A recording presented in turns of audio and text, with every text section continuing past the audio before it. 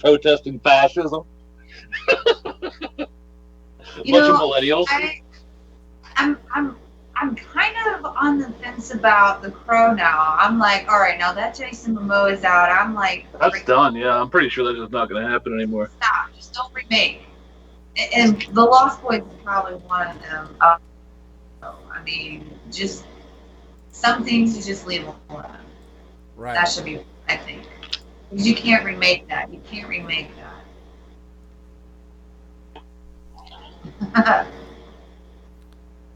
All right. So, Okay, w- quiet. are you ready to give this one a grade? Huh? Huh? Yeah. Okay. I just have to get this. Okay. What are you grading the classic film, The Lost Boys? Hey, hey, hey. An A or an A plus or an A minus?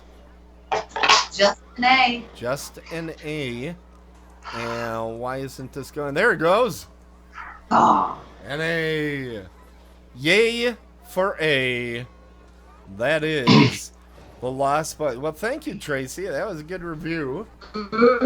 And it is time now to move on, unfortunately, to Drew. And usually I say this just because I don't like Drew, but this time it's because of his choice of film. So, what are you going to be talking about here?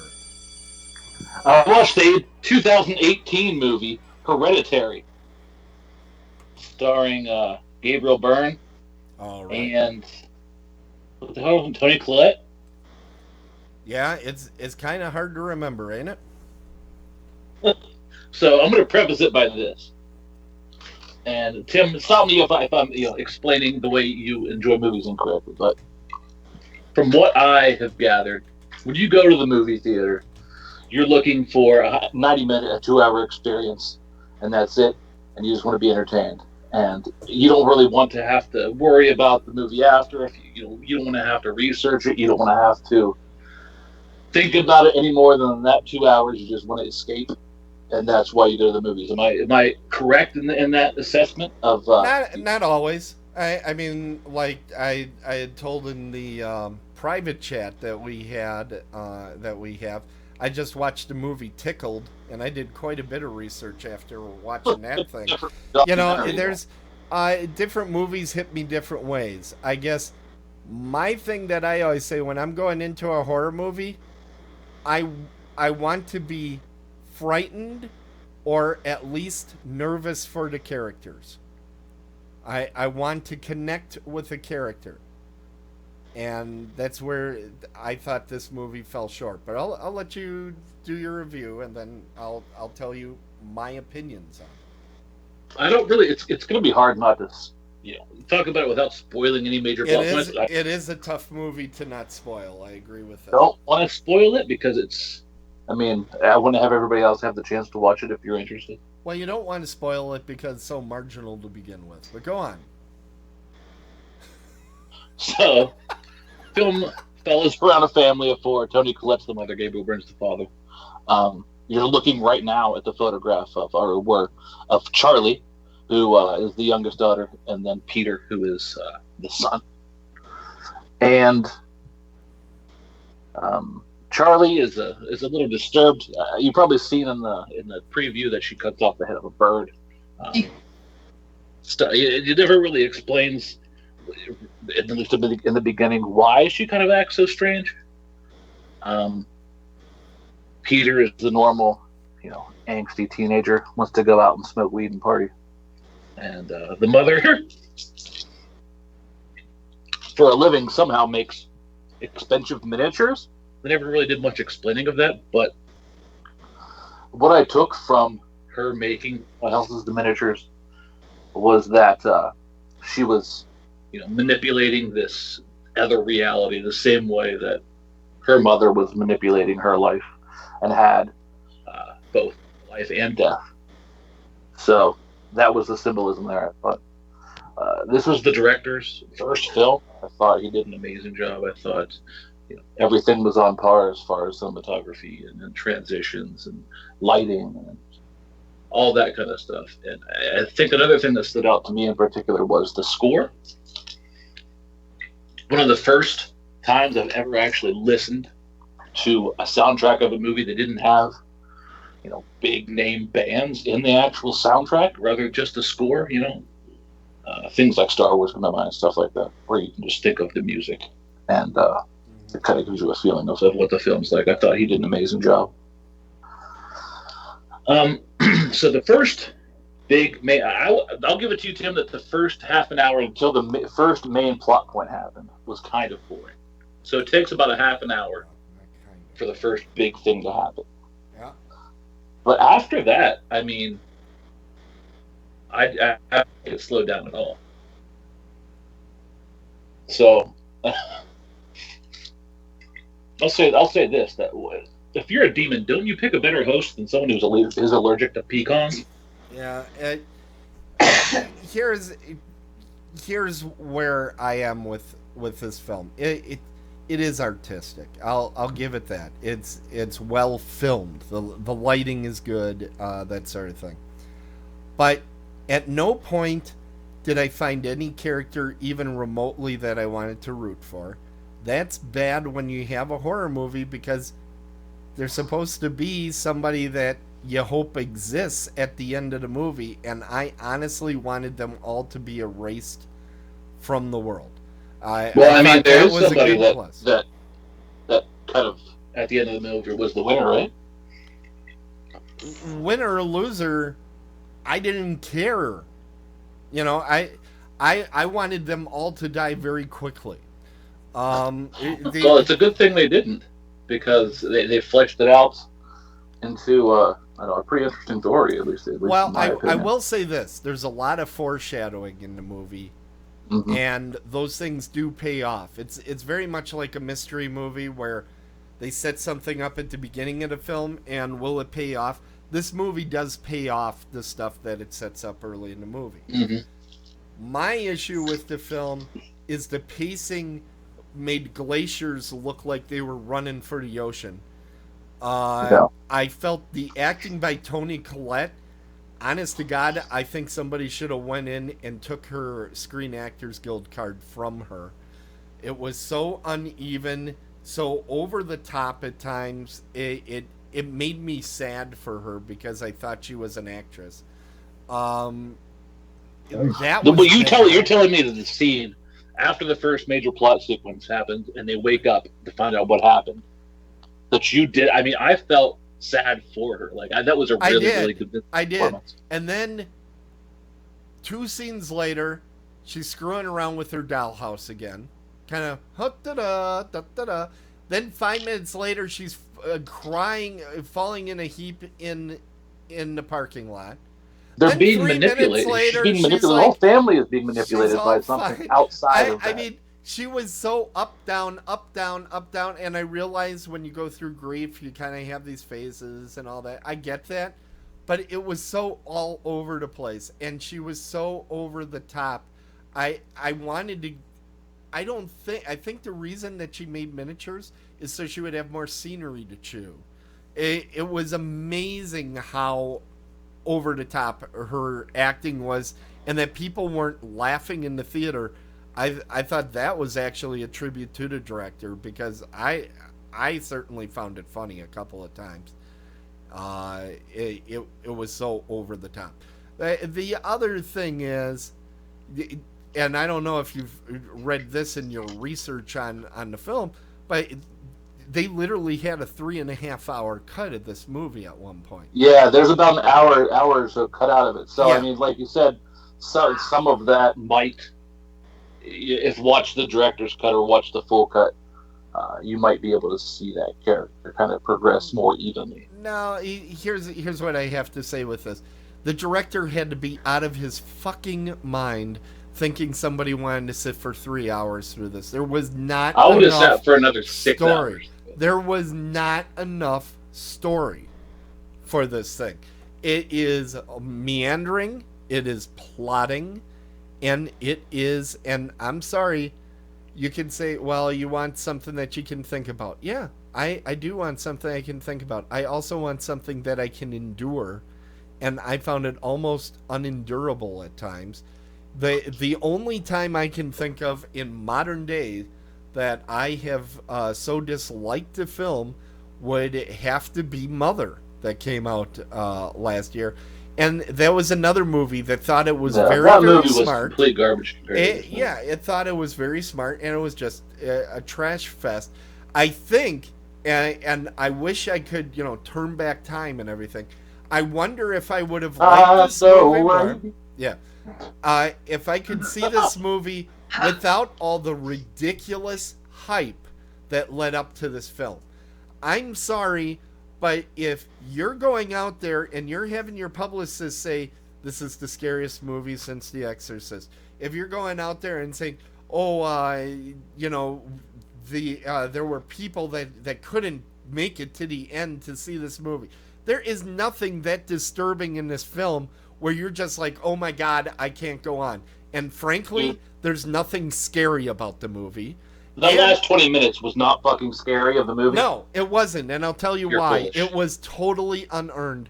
They went throughout the movie, it was set in a semi-realistic world, and all of a sudden it was cartoon time, and the laws of physics no longer existed. No, People of are course not. blasting in the fire in a moment's notice. They didn't set this up though. I believe they did. I don't think they did. I don't think they made the point. I really don't. I don't think it was a slow burn. There are movies that are slow burns. A great example of that is a Donald Sutherland movie, Don't Look Now. That was a slow burn movie. That movie has a total of 2 chilling scenes. This movie, I did not feel frightened. I didn't feel scared, and I think a lot of it is I was rooting for somebody to kill Toni Collette so she could no longer besmirch the damn screen. I just thought she was horrible. Well, you didn't enjoy the film because you were more focused on her performance or the lack It thereof. took me out of it. You know what it was like is, and I've gone to my number of funerals, it's like the person that sobs so much and wants to make sure everybody sees they sob that much. And it was that sort of nonsensical performance. I really do feel her performance, major problem that I had with the film. I feel that the publicism that I had to endure before seeing this movie, I wish I could have seen it with a clean slate going in, because they set the expectations sky high. I think if I had low expectations for this movie, I think I would have went in, and I may not have hated it completely. As it is, I hated it completely. There is nothing I enjoyed in this film. I did see some artistry. I do think this guy has a future. I don't know if it's in horror movies. I think it's in television dramas for Lifetime. But that's how I felt about it. Good review, Tim. Well, that's how I felt. I understand, though, Drew, why some folks would like this. It's a different taste. It's definitely not a movie for casual horror fans. A24 is now. That's the type of thing that irritates me when people say that, because I don't know that it's it's not for casual horror film. Frankly, I don't think it's for people that enjoy being entertained. I don't think it was particularly frightening. If I thought this was a frightening movie, Jaws is frightening. Then you were afraid of Jaws. I did. Yeah. You know why? Do you want to know why, Drew? Because there's such a thing as a fear of sharks. There's a thing of fear of water. You know what it's called? People aren't afraid of the occult. The satanic panic was not a thing. Oh, I think there are. I don't think that one affects me as much. Frankly, I was more frightened. I was more frightened at Skyscraper than I was at this one. And that's because Skyscraper played on my fear of heights. Okay? This one was playing on a fear that I don't really have a whole lot of. But saying that, I actually think this movie is worse than Rosemary's Baby, if that's possible, and it's the same frickin' movie as far as I'm concerned. Well, no one's I pregnant don't at all think in this film. I There's no gang rape by Satanists in this film. This is an extremely similar film based on cultism, and the slow burn and the feel of the film. I have found very few critiques of this film that do not invoke Roman Polanski and Rosemary's Baby. Very few. So I don't think I'm alone on this. But I wouldn't say it's the same film by any means. I think it's very derivative. There's an overwhelming sense of dread throughout the entire film. Yes, that's called you didn't go to the bathroom prior to it, and you really have a need to get out of your seat. A24 has done a great job supporting and producing these kind of, I guess they're called new wave horror films like The Witch and what's the one that it follows? It follows. I will agree with you. A24 is doing a good job putting together these types of films. I feel Blumhouse is often dissed because they do have more populist fare that they put out there more often, and A24 is definitely going for the art house vibe. I thought that worked for him for It Follows. I thought the Vitch, I felt that one was a little up its own ass. I think this one's a little up its own ass. But I do appreciate A24 for going out and finding these films. And I'll say again, I think this director has a movie that I like somewhere in his future. This just wasn't it. Okay. But what else did I have to say about this? Now that I listened to Tim review for the second time. I'm sorry. I tried to hold back as long as I could. But I mean, the movie itself. If you think the middle is boring, I really don't understand. But either because I watched it the second time, almost just hours after the first time, because I wanted to see what I missed the first time. Are you serious? You watched it twice? Yes. Yeah, I watched it twice. I watched the final scene probably 7 or 8 times. Wow. And they did a good job with their homework, because after the film, when I researched the kind of the mythos surrounding this occult, and I said I don't want to give anything away, but right. Silent Hill, did you hear that, dude? Silent Hill's turning. Anyway, it really captured me. I watched hours of YouTube video about the topic. That's my dog. She loves the fire alarm. Nice. But this film stuck with me, man. I couldn't look at the corner of the bedroom. Shut up. You know what he's saying? I agree with Tim. That's what he's saying. Yeah. Stop it, I hate you. What are you doing? But yeah, it was hard for me to look in the corner of the room for fuck me. The chat room is saying they agree with the dog that they hate it. So it's true. And that was another thing about the movie, that there was a dog for 2 scenes. I feel like that was probably what was that? I didn't get that. Hey, shut the fuck up! What's wrong with you? It's half my fault, because I do encourage that, and she does it because I think it's cute usually when I'm not talking to someone. But I mean, it's just I'll just kind of cut to the chase here. In my opinion, this is the 2008 film of the year so far. 2018 rather. So you like this more than Quiet Place? Yes. Wow, I've been hearing that a few times, and I'm just dumbfounded by it. All right, do you want to give it your grade? Yeah. Okay, what have you got? So I'll give it an S, because that is the only thing I can think of that's higher than an A. A what? S. S. It gets an S ranking. S for super. Oh my god. Is that like the F-? Yeah, well, thank you for picking something I had a graphic for. Hold on. Alright, there you go. Alright, an S. which is as nonsensical as the rest of the review. Fantastic. I want to emphasize, I do appreciate another thing when I researched the topic. Yeah, I guess I want to say, Drew, I appreciate your point of view, but I just can't see it. I really, really dislike this movie. It's hard for me to make points and not point to actual scenes in the movie to not spoil it for everyone. Right, but, exactly. Yeah, the foreshadowing is great. I thought the performance by Toni Collette was great. I wouldn't be surprised because of the critical acclaim that it got that she's nominated for a Golden Globe or something like that later on this season. I really think you're wrong. I think that's going to be Blunt is going to be getting a lot of critical acclaim.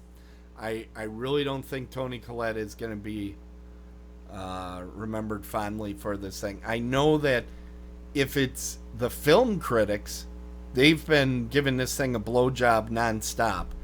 But I don't know. I don't know. Then another thing that I like about horror movies a lot, and this movie did, is there's definitely no fucking happy ending to this film. Yeah, and it made me so glad that they did not try to turn this into like, and then the slow pan out from the fucking house and everyone's happy and play happy music and birds tweeting. It's grim the whole way through. They keep it grim. You just feel kind of nauseous the entire time because you're so you don't know what's going to happen next. All right. Well, fantastic. All right, and that means next we are going to Mike. Mike, what have you been watching? Well, I watched Australia's first Netflix original film, Cargo. Cargo is set in a zombie. Hold on, I think I have the video.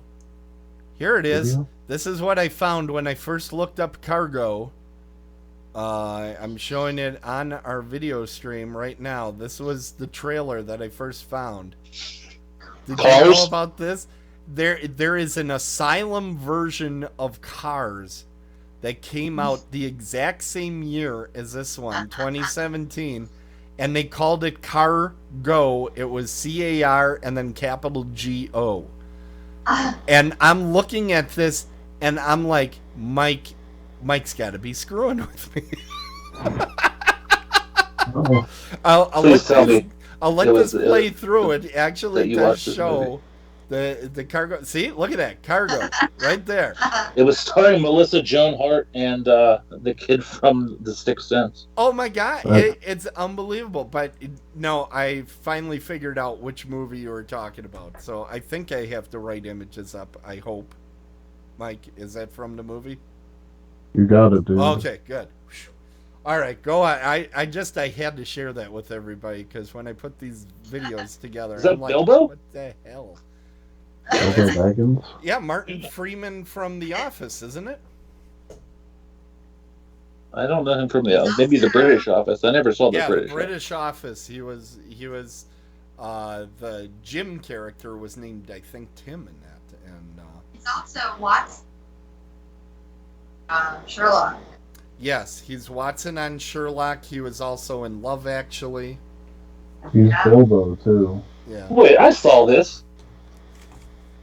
Oh, wait a minute. We said Bilbo 3 times and I didn't play this. I love dragons. There we go. I think I saw this. I love dragons. There you go. All right, Mike, tell us what this movie is about. We've established it's not about talking cars.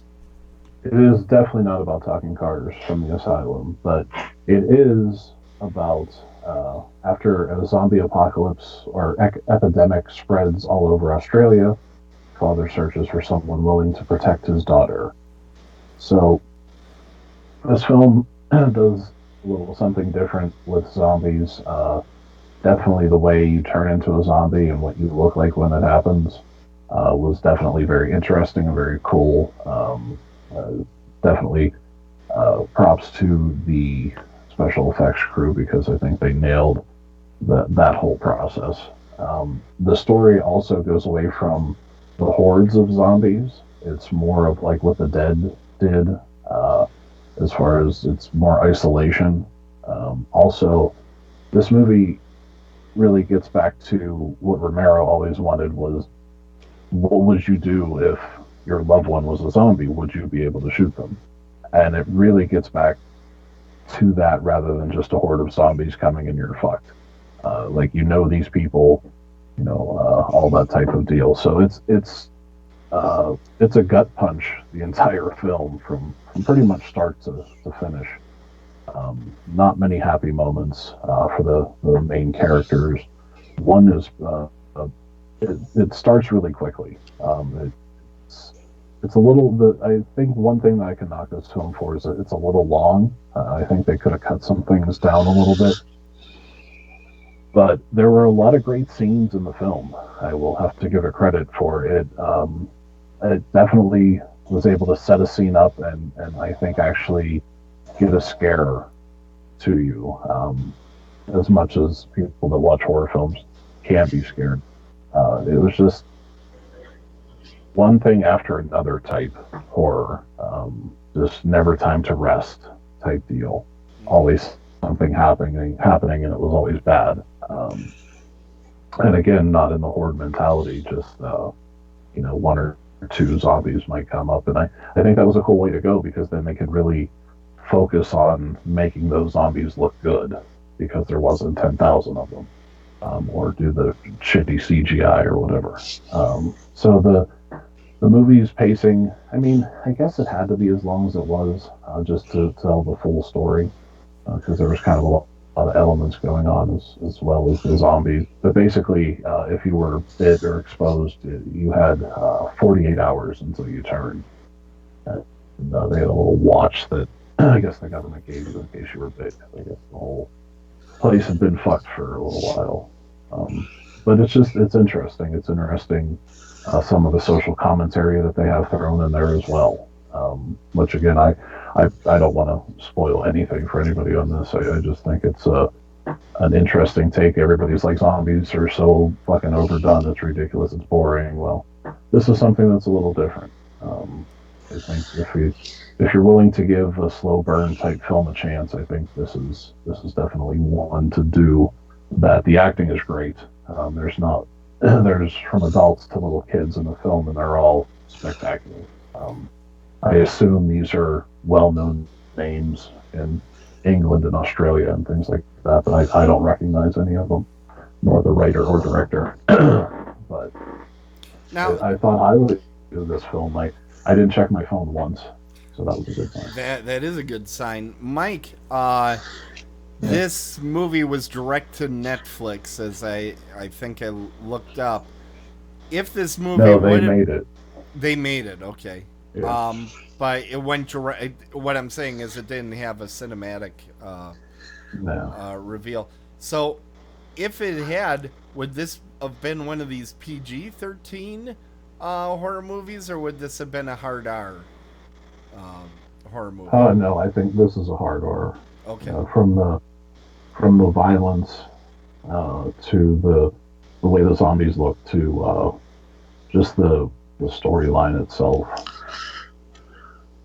There's one scene in particular that I don't want to ruin, but it's fucking... It's something that you could put yourself in that situation and be like, could you legitimately do what that person just did if it came down to that? Not zombie, but, some realistic thing. Okay. And it's just crazy to think about that. And, I mean, having a baby in the zombie apocalypse, you might as well have a grenade strapped to your chest the entire fucking time anyway. Well, it was weird because this baby cried a little bit, but for the most part, it was the chillest baby in the world, dude. It just bounced around in this fucking backpack on this dude's back. Now, it really didn't cause a lot of issues other than them just trying to protect it. Wouldn't it be a plus, though, having the baby? Because if you were stuck and all the zombies were around you, all you'd have to do is toss the baby to one side. They would all go after the baby. And you could get out. They were trying to protect this baby. So why? Because that was his. Oh. Because it's a baby. So what? Definitely not an asset in this world. definitely not. But Literally I think, every picture I found from this movie had the baby in it, so the baby is there a lot. well, it's the focal point of the film. But it's definitely At any the point, reason. is it like that the Clint Eastwood movie American Sniper, where the baby was just switched out for a doll? No, no, it was a baby the whole time, Okay, just bouncing around in the backpack. that's one of my favorite movie things ever. Did you ever see that in American Yeah, that Sniper? makes no sense because it's not like the whole movie had this baby in it. It's like there's two Right. scenes with a baby, and they decided to put a doll in one of them. Yeah, I didn't get it. Doesn't make any damn sense at all. It had to be pointed out to me, and I was like, "Oh my god, how did I not notice that?" It was bizarre. It was bizarre. Okay, so Cargo, is it still on Netflix? Yeah, it just got put on like a couple days ago. I noticed Oh, that this movie has been listed a lot with um, the horror new wave or the heightened horror genre. Do you think it fits in with that hype train I of, don't even know what that is. well, it's movies like Get Out, It Follows, um, Hereditary is often mentioned with these. You know that it's No, heightened Basically, this it's horror. is it's it's a smart horror movie. Is what they're saying. no, this That's is what just they're saying. I don't know that I totally agree, but yeah. it just kind of it doesn't spoon feed you, but it's like it has a story arc. You know, it has a start, middle, end, and there's not much to think about it when it's over. Um, I think it's just there to entertain you. I don't think people need to write books about it or anything. Um, no, I wouldn't put it in that category. I would put it in the category of The Dead, the South African film, or yeah, or South Yeah, they made a no sequel African to that. I just found they have Dead African 2 out film. there. Sorry, Yeah, it's Dead. in South America. The second one is. Yeah, Yeah, I right. haven't watched it yet. It's in the queue, so no spoilers. It's good. It's really a good contrast because you have the isolation of the first one, and then they're in the city in the second one, and it's interesting. I Okay. liked it. But All right. I would put it L- in this vein. let's get back to Cargo and let's get out the old grade book. What would you grade? And please don't say like letter Q or something. When did That you use the actually letter makes Q? sense. If you never played a video game and like you get an A ranking, but S ranking is like perfect. Whatever. Mike, what do you grade this? I'm going to give it an A. Really? Hold on. Can somebody confirm that's actually Mike? Yes, An A rating out of Mike. I think we've had 2 of those in the history of the show. it was really good. Wow. Well, Nice. this has got to go up on the list then. All right, fantastic. Well, it's now my turn, and It's Drew's turn. yeah, it's my turn. And we are going to go with a movie that I'm not 100% certain is even a horror movie. I decided very early on that I was going to do Jurassic World 2 Fallen Kingdom 2018. This is the Is one it that called just came Jurassic out. World 2? You know, I didn't see that, but it should be. It should be. I'm getting sick and tired of all these subtitles on all these things. But it is the follow up. It is a direct sequel to Jurassic World that came out last year. Now I still claim that What was the Japanese thing? Jurassic Park, the first movie, is one of the better horror sci-fi films that's been made. And I think it I don't was think what, that's 93? debatable. Yeah, of course it is. Yeah. That's a great movie. I think the sequels by Spielberg and then Joe Johnstone, not as good as the original, but here's where I feel Jurassic World Fallen Kingdom falls in this. It's probably my least favorite of all of the Jurassic movies. I'll call them Jurassic movies because they changed the park to the world. It's better than Jurassic. It's worse than Jurassic Park 3 with Vince Neil. I kind of think it is. Holy shit! Wow. But well, I like Jurassic Park 3 a little bit more than a lot of people because I really like Sam Neill. I No, Vince, Man boner. Sam Neill. I've always thought he was a good actor. Flip. Yeah, you had Vince Neil. But Well, anyway, I'm talking about the tall dude from Old School. What the fuck's his name? The Will comedian. Ferrell? No, Will Ferrell. Vince something. Will Ferrell, is he in Vince there? Vaughn? Vince Vaughn. Vaughn. That's his name. Vince Vaughn is in 2, buddy. That's in 2. How about Lost how about World, Peach? because that's where they go to the nature preserve. Oh yeah. That was in 2. They bring it back. 3. They bring it back to San Diego Zoo or whatever in the second one, right? No, that was 2. 3 is where they go back and it gets a little up its own ass about it's a husband and wife that The redheaded dude, right? It's like the lead character. no, there's Sam Neill the- is Sam Neill from the first Jurassic Park comes back because in Jurassic Park 2, Goldblum comes back, and then they go, Goldberg? let's go back to the original hero of the film. I don't want to get too deep into those, but here's where I am with this movie. I enjoy Jurassic World Fallen Kingdom. I enjoyed it, but I don't like it as much as a lot of the other Jurassic films. My problem is this movie seemed to have 3 different movies built into it, and because it's trying to get through all this plot, it doesn't have there's certainly no good times in this movie. Jurassic World, Jurassic Park, there's some real moments where you go, hey, that's kind of fun that occurred. Sometimes when horrific things are happening to people on screen, but you're having a good time. This movie, Yeah, the flying dinosaur kills that chick in the Jurassic World was pretty cool. yeah, it's awesome. There's a lot of fun moments in these movies. This one doesn't seem to have fun. Having said that, beautiful cinematography. Some of the most iconic shots in the series are in here. And Pratt and Howard, the 2 leads, they do a great job again. But the supporting cast they put in this thing was horrific. They were given characters that were terrible. The villains were way over the top. Luckily, Wasn't Jeff Goldblum in this too?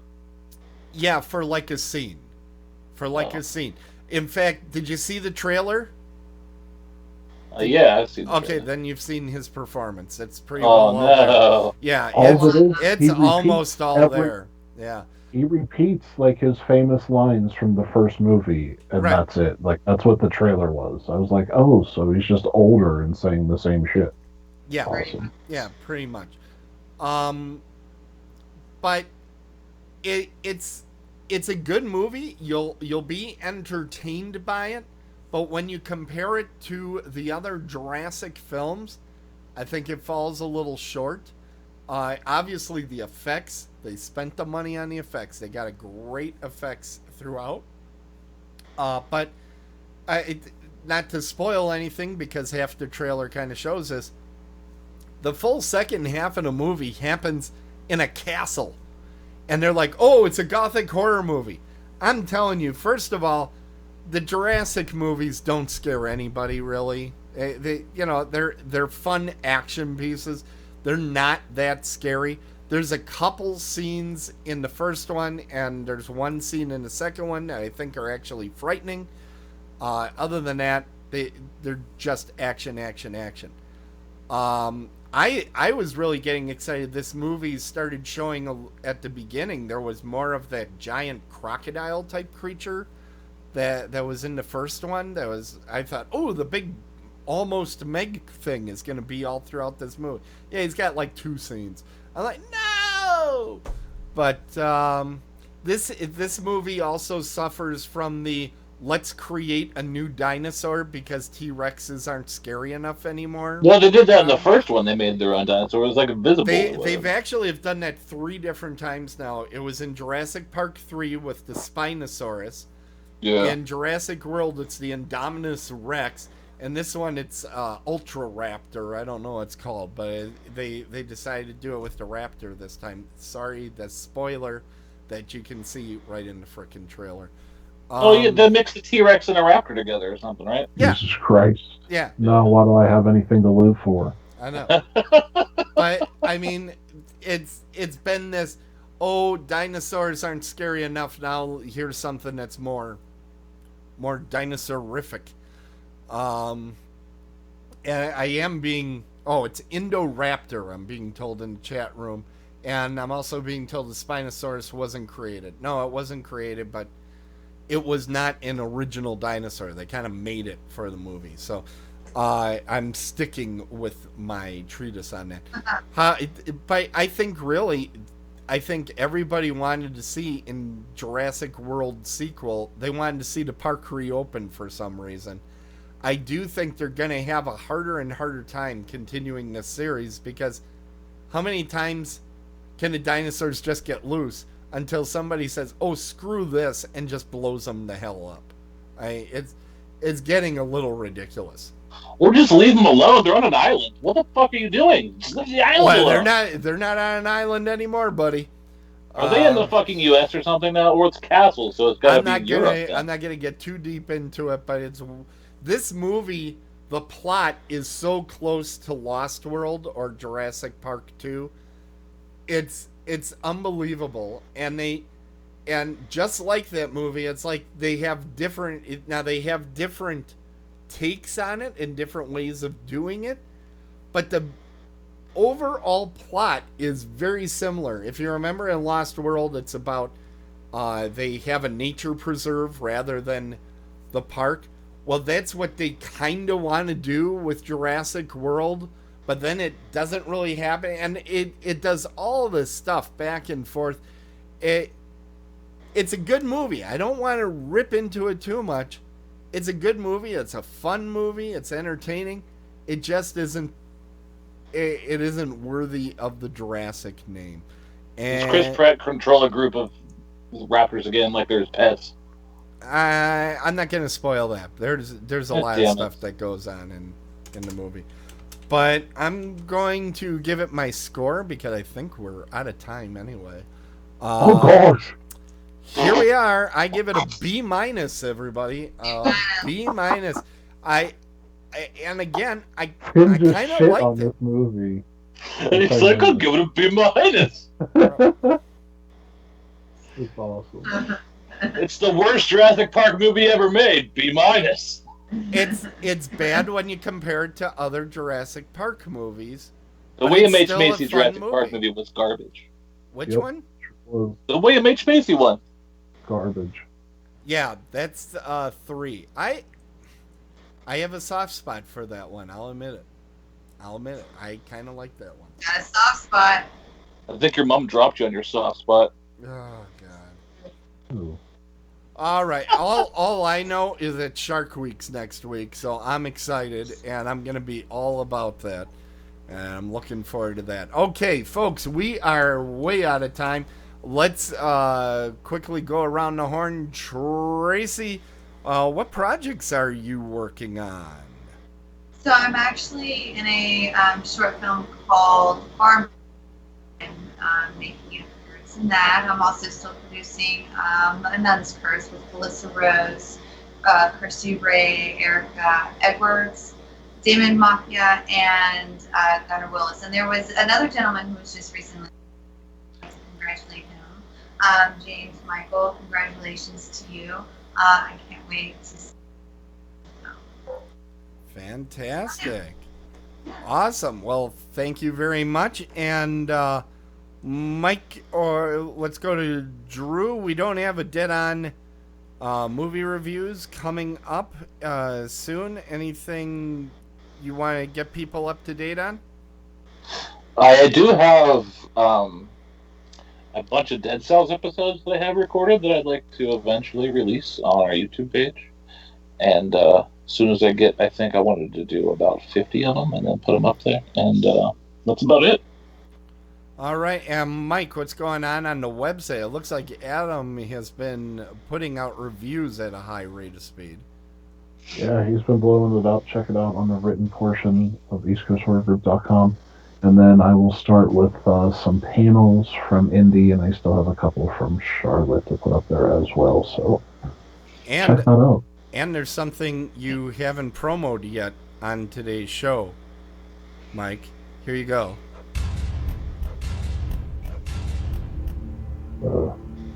You're not gonna say anything. What else am I promoting? The shirts. I got it up on the screen.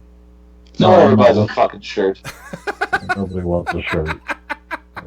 It's there if you want it, but you don't, so fuck you. You got Ow, right in the kisser. Wow! Angry young man. Well, not young. All right. Well, thank you everybody What? for. Just call old? This motherfucker's calling somebody old.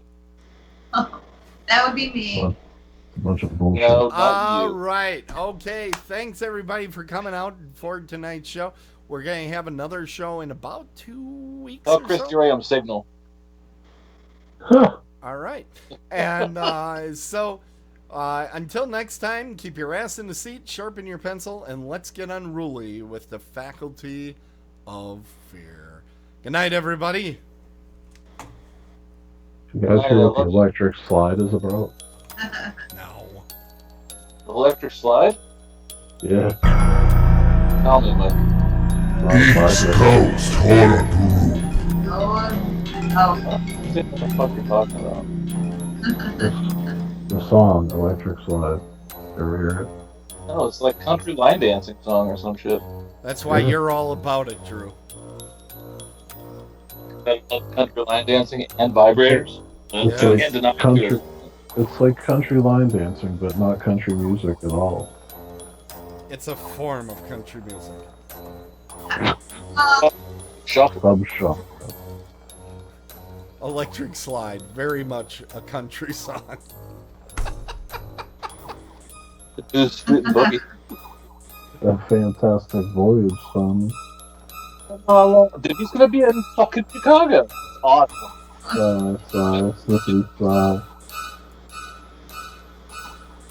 All right, good night, everybody. What? Power and the money. Money and power. For a minute. Hour after hour. Oh.